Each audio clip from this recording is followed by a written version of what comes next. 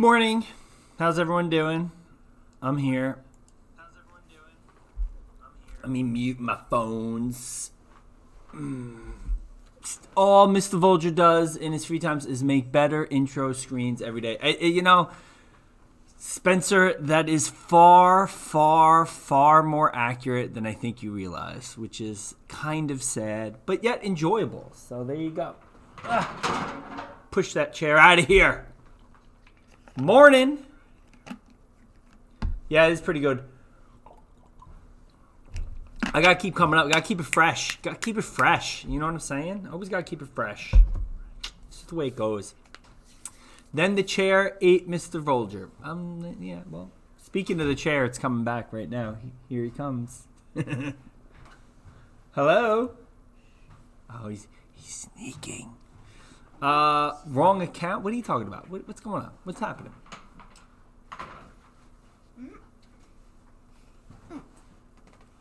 Good morning. Good morning. Young sir. Good morning. You excited to do your math homework today? That doesn't look like an excited face. No. So, hello, Izzy. Who is that? I want to know who this is. Who is this?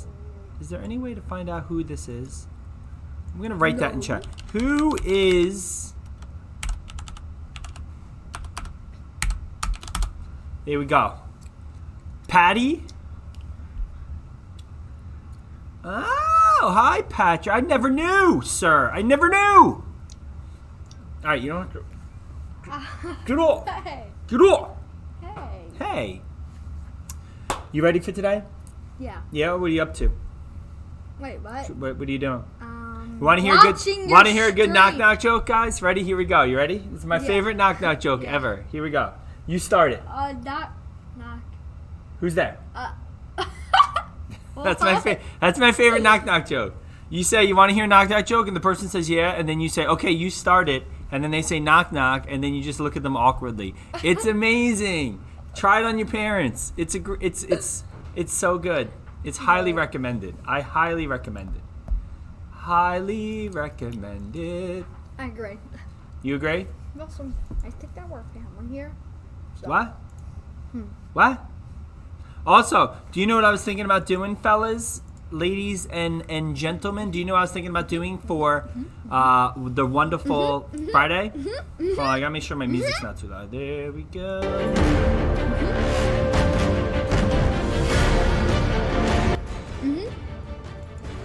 Get the music in check. Let's check it. Hold on. That's good. It's good. Perfect. All right. So, fun day Friday. I'm gonna do my top 5 favorite pirates. That's what I'm doing. What? We're gonna do my top 5 favorite pirates because I'm obsessed with pirates, and that's what we're gonna do. We're gonna do top 5 favorite pirates. It's gonna be glorious. It's gonna be amazing. I'm so excited for it. I'm getting pulled away. Stop. You're getting too silly. Stop it. You silly monster. Crazy lunatic. But why do you want to say top 5? I'd say top 5 pirates aren't such a good idea. Why not? I'd say top 7 pirates. I don't know. I think it's a good idea. I think it's a wonderful idea. I'm saying top 7, not top 5. No, top 5. Top 5. You don't do top 7. That's a weird. That's an odd number. So is 5. Top 8. But you do 5 is like rounded. You know, it's good. So yeah, top 5 pirates, and we're gonna. Not only am I gonna go over my top 5 pirates, I'm gonna have a story about each of them. It's gonna be glorious. Check it out. That's Fun Day Friday. Yeah. So 5. I know they're both prime and they're both odd. I know, Steven. I know. I just what do you call it when it's a 5? It's rounded, right? I guess you rounded it. I guess I don't know. Why is half the chat mods? That's because the people who I made mod. First of all, who is RJ Loco? And second, the kids who participate the most became mods. That's why. So yeah. So 5 are really cool. Thank you. 5s are. I think 5s are the best. Who doesn't like 5s? I don't know. All right. So today, what we're gonna do is we're gonna be reviewing all things Cold War because we're pretty much done with the Cold War at this point. We talked yesterday about how why the Soviet Union collapsed. And so today what we're going to do is we're going to talk about, we're going to review it, Tomorrow, we're going to continue to review it. And then on Monday of next week, we're starting civil rights. We're going to go back in time, go on our time machine. And we're going to go back in time, and that's it. I need my phone. Come on. Sorry. Yeah, so agreed. So, yeah, cool, awesome, grand, great, amazing. La da da da da da da. There we go. A lot of this is review. There we go. Let's move. Let's. I got an idea. Let's move us over here. Ooh, look at this. What's this? What is this? What is that? I got a. What? There we go. How's that? That's good. All right. So. What? Nothing. I cut you off the screen. Okay. All right. So Cold War. Let's make us smaller. We need to be tiny, because the kids need to focus. Yeah, I don't mind if you move me out of the picture. Nah, it's good. All right. So the Cold War. So this is going to be all things reviewing the Cold War. Should I keep adding onto the Kahoot?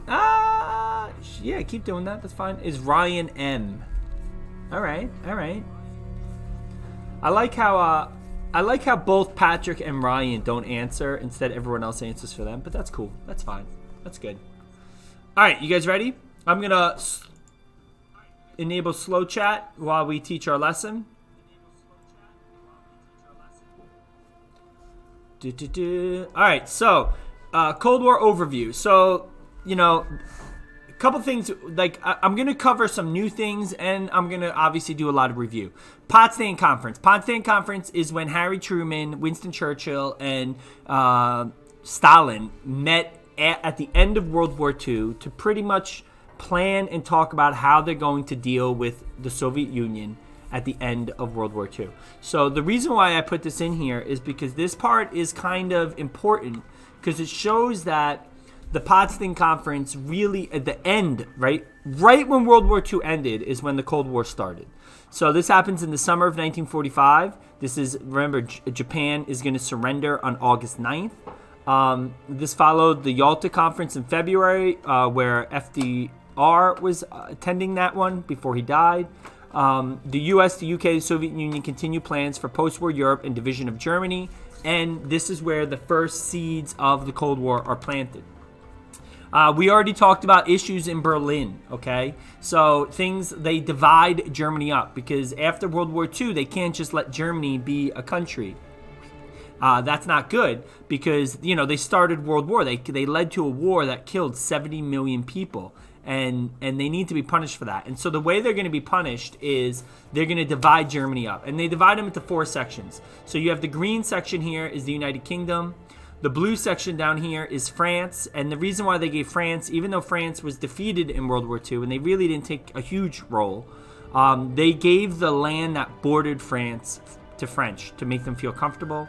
The yellow is the United States area, and then the Soviet area is red. But you'll notice this little section right here, which is Berlin, and they do the same thing to Berlin. So they divide the capital city of Berlin into 4, and they divide the entire country into 4. And the Soviets are going to block access to Berlin in 1948 because, like I said, the Cold War has already started right away. The U.S. and U.K. respond with the Berlin airlift. We talked about this, and the candy bombers, and how they dropped candy on the kids, and this was like a tit for tat, where the Soviets basically wouldn't allow trucks through their section of Germany, and so the Americans flew planes over them, and the Russians were like, "Yo, if you fly planes, we're gonna shoot them out of the sky," and America was like, "Well, shoot us out of the sky then." But you'll be the one pulling the trigger, right? If we drive our trucks, we're the one trespassing. If you shoot at us, you're the one. So they keep kind of passing the ball back and forth, trying to get the other side to act first, so they're justified in their war. Soviets demand Western forces leave Berlin. Of course, they don't. The U.S. refuses, and Soviets building the Berlin Wall in 1969, which leads me to trying to... I got to fix this. Hold on. There we go. And let's bring you over. There we go. Perfect. All right, so yeah, so that is all things Berlin and Germany, and cool. Oh, there. It's a great picture. I don't know why. I really like this picture. It's obviously in Berlin. This is in Germany. And you have Constantina wire, and the guy's jumping it. So I like it. All right, policy number 1, containment. So let's talk about containment. And you can see here, Russia in political cartoons are often portrayed as a bear. So you're going to see a couple cartoons in this slideshow that kind of show that Russia's a bear. And you could see the arrows from the USSR. They're spreading all over the world because we're fearing that communism is spreading. And so we come up with a policy of containment where we have to try to contain the spread of communism. And this is where the domino theory comes into effect, right? Because we feel if one country falls to communism, more countries will fall to communism. This containment policy began with Harry Truman in 1947. The U.S. will give economic and military aid to stop the spread of communism. So remember, it's a Cold War, so we're not going to use the military necessarily. We do in Korea and in Vietnam, but we're not always going to use the military to stop the spread of communism. We do it by using our giant advantages, like our economy and our money. And this is called the Marshall Plan. What are you doing over there? Making noise. Making noise. This aligns with the domino theory that communism would spread. And I don't know why. I love the domino theory. Can you do me a favor? My keyboard is disgusting. Can you go upstairs and get me a handy wipe? I don't think that's a good idea. Yeah, go do it. Get a wipe, sir. Go. The differing perspectives. Obviously, the United States, the Soviet Union felt like that the capitalism in the United States was against them, and that we were trying to form a world coalition to fight against the Soviet Union, where we felt the Soviet Union was trying to spread communism. So both of us kind of feel like we're under attack, and that's kind of how arguments start, right? Two people have two different perspectives.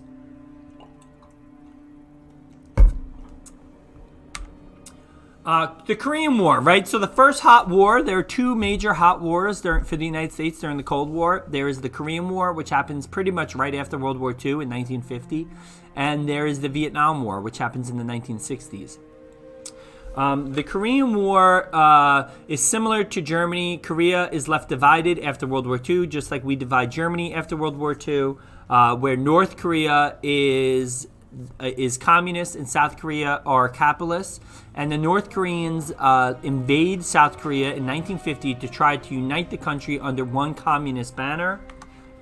The South Koreans are getting their butt kicked. Oh, thank you. The South Koreans are getting their butt kicked, and the United States eventually, because of the domino theory, because of containment, we decide that it's important to protect the capitalism and the freedoms of South Korea, and so we help the South Koreans, and we get involved in the war. Ceasefire and the demilitarization zone, the DMZ, is created at the 38th parallel in 1953. We've covered all this. Remember the sidewalk chalk wars, which was, do I have them lined up? I don't. I deleted them. So yeah. Cleaning my keyboard. Here we go. Ready? Gonna make a mess. Here we go. There we go. All right. Hold on. Ready? It's gonna get crazy.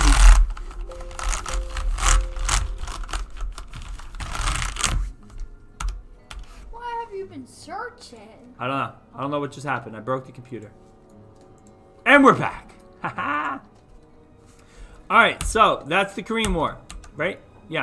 So Vietnam War is the second hot war for, by the way, the keyboard is way cleaner now. I'm so happy about it. No, it looks so much better. It's so wet. I know, it is wet. I'm going to probably break the keyboard right here on stream. But I'm cleaning everything.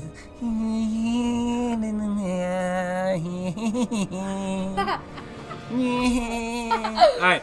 So, the Vietnam War is the second hot war. Obviously, this one is a bigger impact on the United States and our psyche than the Korean War. We look at the Korean War as a success because South Korea today is still capitalist. We stopped the spread of communism into South Korea. We won. Vietnam War is different though, right? So the Vietnam War is a long, slow, building guerrilla war from 1950s all the way to 1973. And the guerrilla war is very intelligent by the North Vietnamese because they realize they cannot fight America toe-to-toe, right? Because our military is far superior. And so what they do is they use their advantage, right? They use hit-and-run tactics, they hide, they sabotage, they plant bombs, and they do what they have to do to win. And it is very effective. Increased with the Gulf of Tonkin Resolution in 1964. So we have a very small presence in the 1950s, but in 1964, we decide to send a whole bunch of soldiers into South Vietnam. In 1968, the Tet Offensive turned many against the war in the United States. So the Tet Offensive, if you remember me talking about this is when the North Koreans planned on the holiday, the Tet holiday in Vietnam. They planned to attack like 68 locations. They all lost. I think like 99% of the North Korean attacks on the Tet Offensive in 1968 lost. So it was a complete loss for the North Koreans. But it proved to the American public that our government had been lying to us, because our government had been telling us that the North Koreans are incapable of fighting. And the fact that they could... Can you stop whatever you're doing? I'm trying to teach a lesson here. All right, Lord, I'm getting pulled away from you guys.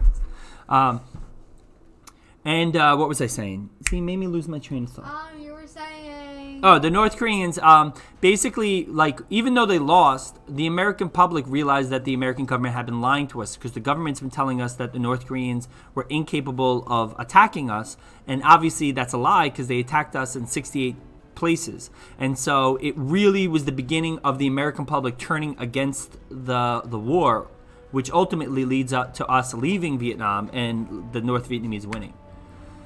The U.S. involvement ended in 1973, but Vietnam was united under communism in 1975, marking the fact that we officially had lost the Vietnam War, which is crazy when you think about it, because the United States is far stronger than Vietnam, yet we lost. Which goes to show you can be the stronger country by far and still lose, because countries are not a sport.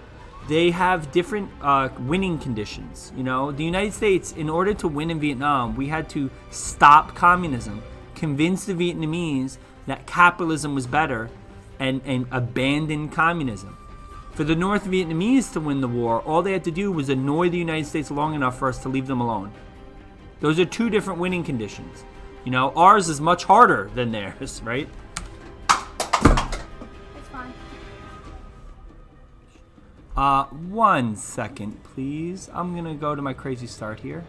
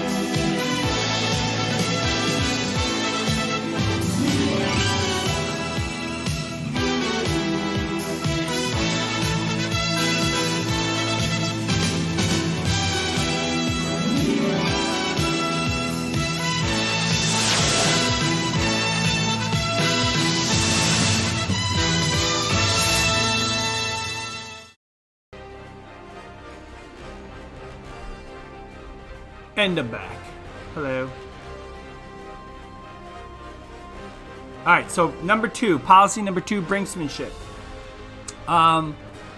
So President Eisenhower during the 1950s threatens massive retaliation if provoked. So now we're ramping up it's not just about containing the spread of communism and domino theory and going to war in Korea. Now it's about actually telling the Soviet Union that we will go to war with them if we are pushed, which is obviously not a good thing.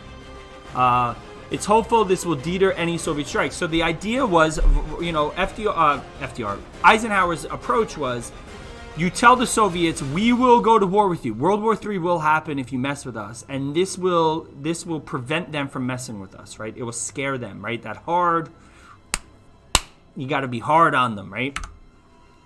It's kind of like a game of chicken, though, when two people drive towards each other, and obviously, if you've ever watched a Hollywood movie, that's never good.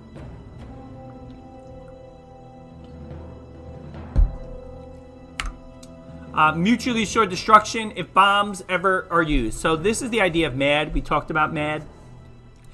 This comes up during the time of brinksmanship. I know you guys did your research projects, right? And I asked you to connect them to containment or brinksmanship, or right? And so this is kind of what this is doing. So MAD is all about brinksmanship. President John F. Kennedy, he made it part of his flexible response. Basically, John F. Kennedy agreed with brinksmanship. The military advisors and Eisenhower, right, the legacy that went into John F. Kennedy's presidency in 1960, all pushed for brinksmanship. And this is going to, of course, lead into the Cuban Missile Crisis, which ultimately, brings us the closest moment to World War III. Delaney, I've graded I want to say 70% of the projects, but I'm really trying to take my time with that.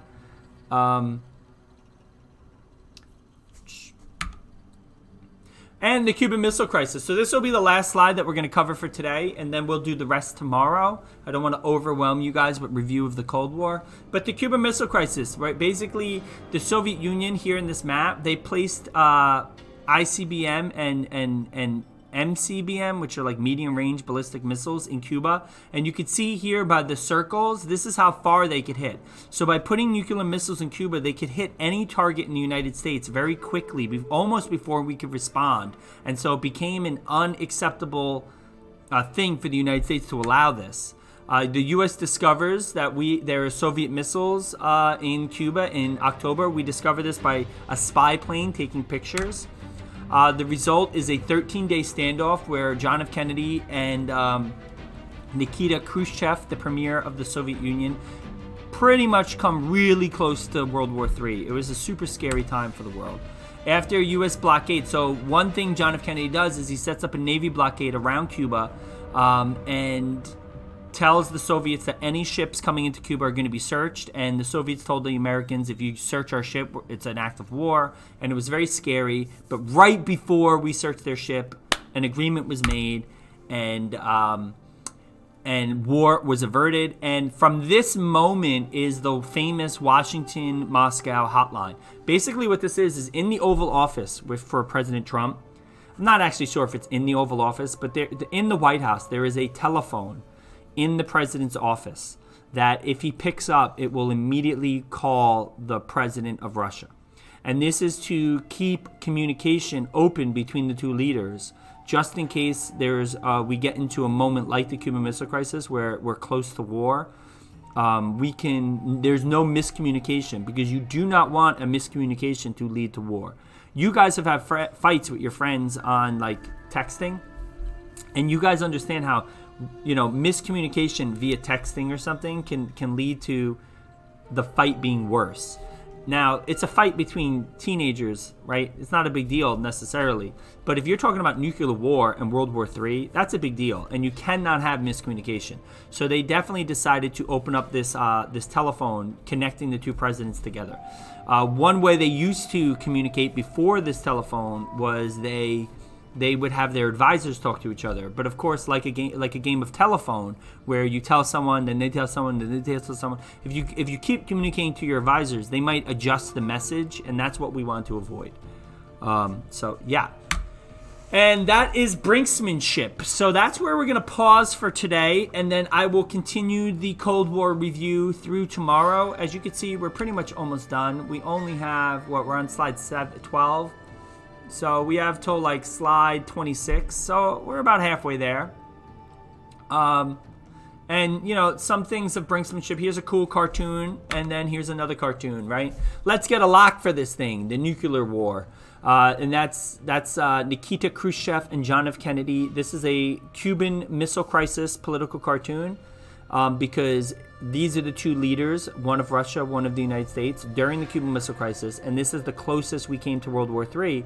And you could see that the nuclear war monster is getting out of the box because John F. Kennedy and Nikita Khrushchev, came close to World War III.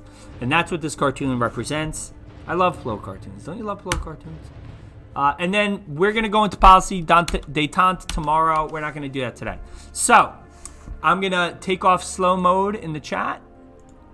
Slow mode is now officially off. I'm going to, there we go, and let's make myself a little bit bigger again. Let's get rid of my son's chair. I kicked him out of the room, by the way, because he was annoying me. Yeah, so that's it. So the question of the day, don't leave yet. We need a question of the day. Hold on. All right, question of the day. Let's go into... Oh, sure. Let's bring this up. Let's get this over. There we go. Let's go to Google.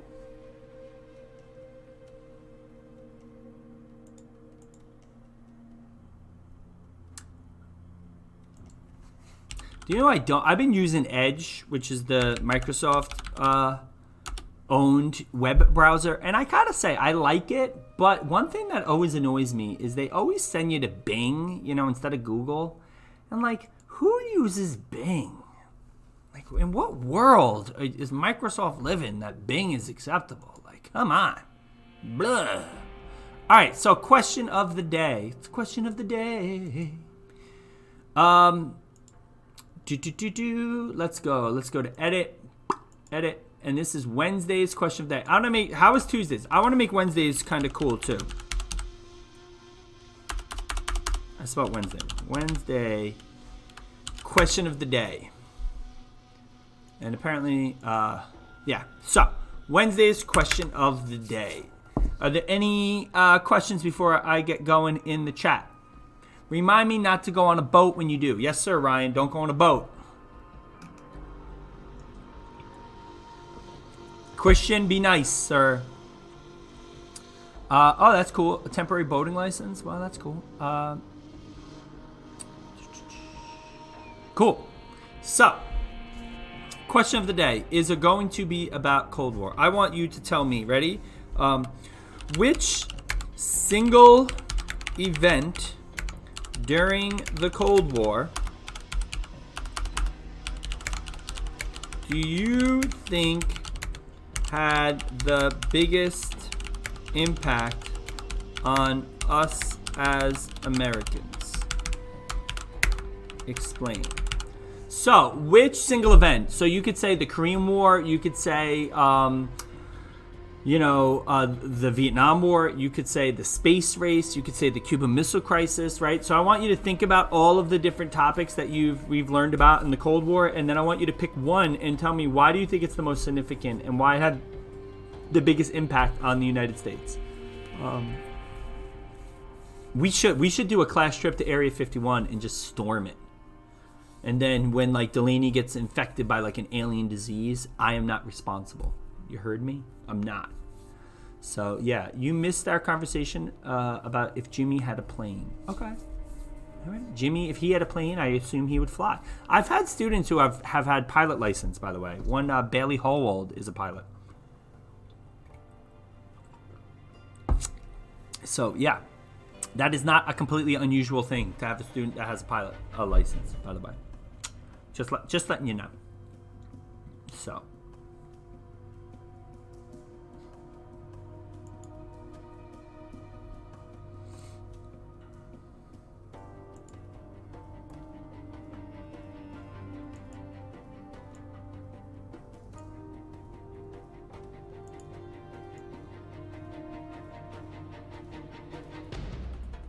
Hello.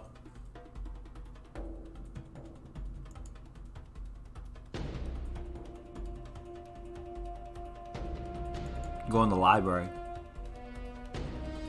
I kind of like the library. It's nice. Go to the field.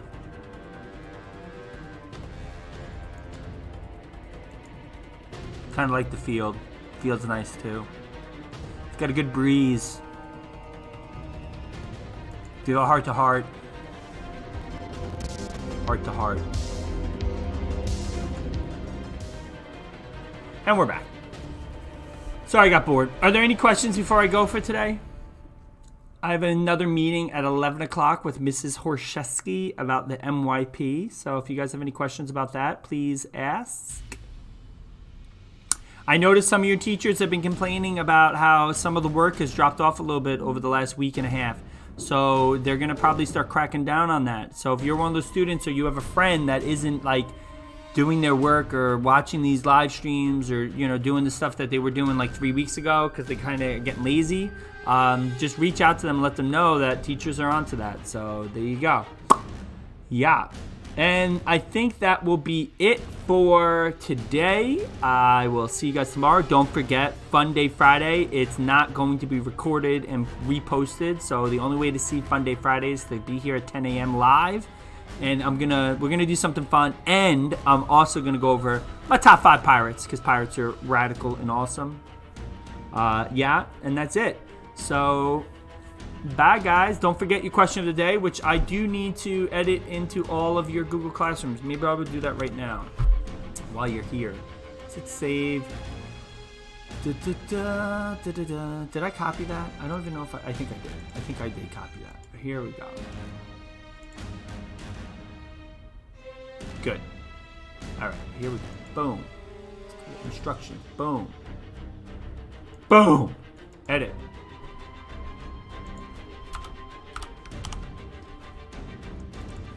I gotta buzz this face hair too. I gotta take care of myself. It's getting rough. It's getting rough up in here during in this social distancing world, you know? I don't know if you feel the same, but like, you need to get out of the house. You know what I'm saying? I went for a walk yesterday in the park, which was nice. 3-mile hike up hills, Manor Hills. It's nice. Check it out. And it's like there was like no one there, so it's not even like you can still totally social distance. It's not like the beach or something where you're gonna have a lot of people around. Like literally, I was the only person there. It was glorious. Which now I probably just spoiled it because I told all you guys about it. And now all of my students are gonna be there walking the trails, and then I'm gonna bump into you, and it's gonna be super awkward. But anywho, there you go. I've updated all your Google Classroom. So, and that would be it, guys. I'm going to say goodbye, and I'll see you tomorrow for the end of the Cold War review. And goodbye.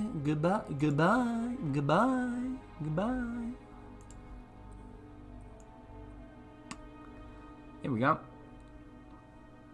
Goodbye.